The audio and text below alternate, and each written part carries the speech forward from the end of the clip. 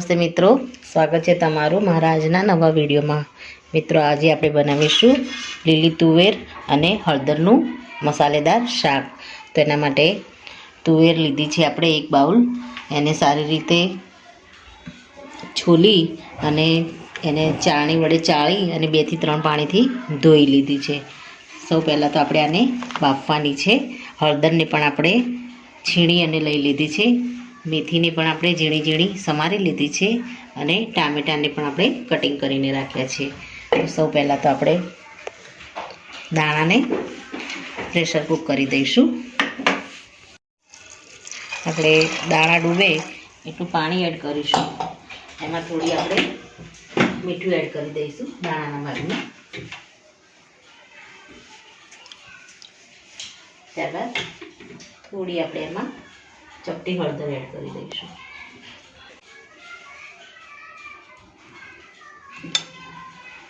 હવે આપણે ઢાંકણાને બંધ કરી કુકરને અને આપણે આને એક વિસલ આવે ત્યાં સુધી આપણે આને કૂક કરીશું। મિત્રો આપણે સિંગ લીધી છે, એને શેકી લીધી છે આપણે નોનસ્ટિક ઉપર, અને એને આપણે આપણા દાણા સારી રીતે કૂક થાય એક વિસલમાં ત્યાં સુધી આપણે દાણાને મિક્સરમાં ક્રશ કરી દઈશું। મરચાંને આપણે ઝીણા કટરમાં કટ કરીને રાખ્યા છે। આદું આપણે સમારી લીધું છે, લસણ અને આદું આપણે સમારીને લઈ લીધું છે। મિત્રો આપણે દાણાને ચેક કરી લઈશું। કુકરમાંથી આપણે એની જાતે હવા નીકળે એ રીતે આપણે ત્યાં સુધી આપણે આને કુકરમાં જ રાખવાનું છે। પછી કુકરનું ઢાંકણું ખોલી અને ચેક કરી લેવાના છે તો આપણા દાણા એકદમ સરસ રીતે કૂક થઈ ગયા છે। હવે આને આપણે સાઈડ પર કરી લઈશું અને વઘારની શરૂઆત કરીશું। હવે આપણે આની અંદર મસાલા એડ કરીશું। તો આ સિંગને આપણે ક્રશ કરી અને એનો પાવડર કરી દીધું છે। આની અંદર આપણે મસાલા કરીશું। તો સૌપ્રથમ તો આમાં આપણે કાશ્મીરી મરચું એડ કરીશું, કારણ કે લીલા મરચાંની આપણે પેસ્ટ કરી અને કટિંગ કરીને એકદમ ઝીણા સમારી લીધા છે। તો આમાં હવે ધાણા જીરું એડ કરીશું થોડું,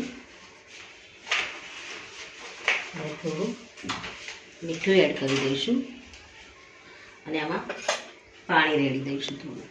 આપણે જે તુવેરને બાફી છે એમાં જે પાણી છે એ જ પાણી આપણે આની અંદર એડ કરી દઈશું।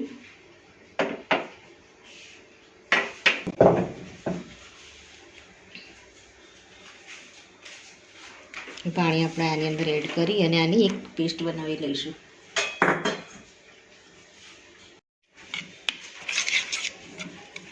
તો મિત્રો આપણે સિંગનો પાવડર બનાવ્યો એની અને એમાં મરચું નાખ્યું અને મીઠું અને એની આપણે પેસ્ટ રેડી કરી દીધી છે। હવે આપણે વઘારની શરૂઆત કરીશું।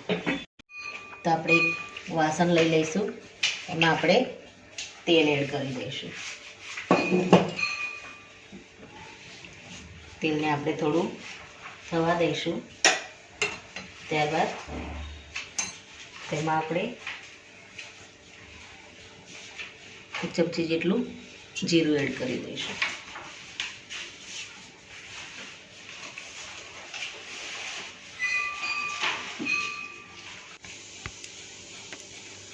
મિત્રો આપણું જીરું તેલમાં સરસ એવું થઈ ગયું છે બ્રાઉન। આમાં આપણે લસણને જે કટ કરીને રાખ્યું છે એને આપણે આમાં એડ કરી દઈશું। ત્યારબાદ મરચાંને પણ આપણે એમાં એડ કરી દઈશું,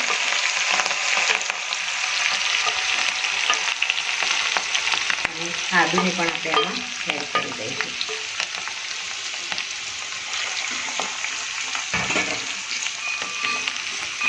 ત્યારબાદ આમાં આપણે હળદર એડ કરી દઈશું।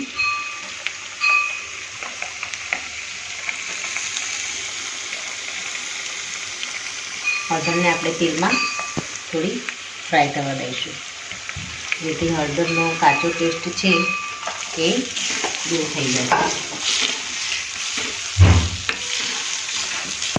આમાં આપણે હળદરના ભાગનું થોડું મીઠું એડ કરી દઈશું.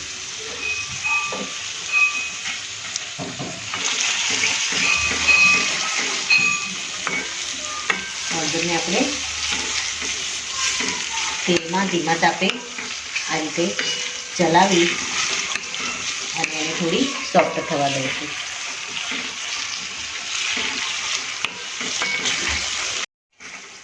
મિત્રો તમે જોઈ શકો છો આપણું તેલ છૂટું પડી ગયું છે અને હળદર એકદમ સરસ તેલમાં સોફ્ટ થઈ ગઈ છે. હવે આપણે આમાં ટામેટાં એડ કરીશું. 2 ટામેટાં લીધા છે અને આપણે ઝીણા કટિંગ કરીને લીધા છે અને પણ આપણે આમાં એડ કરી દઈશું.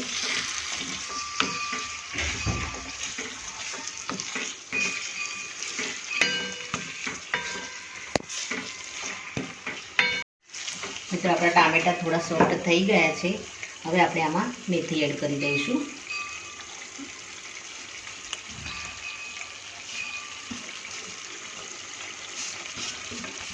મેથીને પણ આપણે થોડી ચલાવી દઈશું મસાલા સાથે.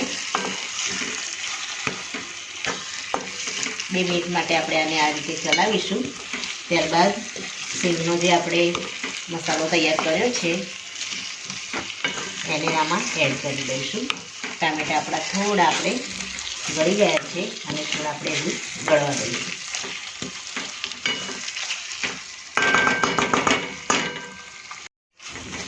મિત્રો આપણી મેથી પણ સારી રીતે હળદર ટામેટાં અને મેથી સારી રીતે થઈ ગઈ છે. હવે આપણે આમાં મસાલાવાળી ચટણી એડ કરી દઈશું.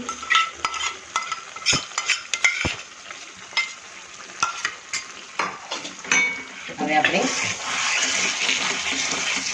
થોડી વાર માટે હલાવી અને આની અંદર તુવેરના દાણા જે આપણે બોઇલ કરીને રાખ્યા છે એને આપણે આમાં એડ કરી દઈશું.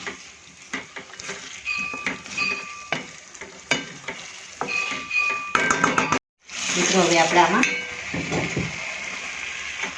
મસાલો આપણે એકદમ સરસ રીતે ફ્રાય થઈ ગયો છે. હવે આપણે આની અંદર દાણા જે બોઇલ કર્યા છે એને આપણે પાણી સાથે જ એડ કરી દઈશું. આપણે આમાં માપનું જ પાણી એડ કરેલું હતું એટલે આપણે પાણી સાથે જ એડ કરી અને આને હલાવી લઈશું.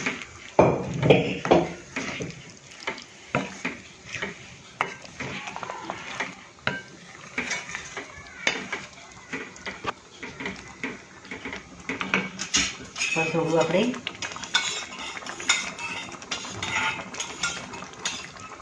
પાણી એડ કરી દઈશું જેથી આપણા દાણા એકદમ સરસ એવા સોફ્ટ થઈ જાય.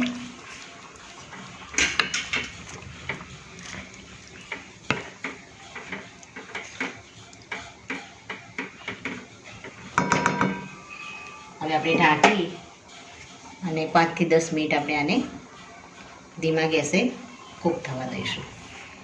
મિત્રો આપણે આને ચેક કરી લઈશું.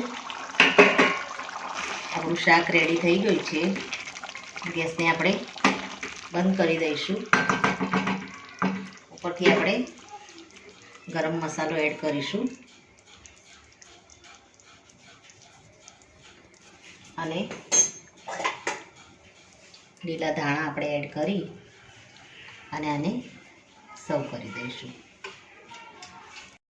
તો મિત્રો રેડી છે આપણું લીલી તુવેરના દાણા અને લીલી હળદરનું શાક.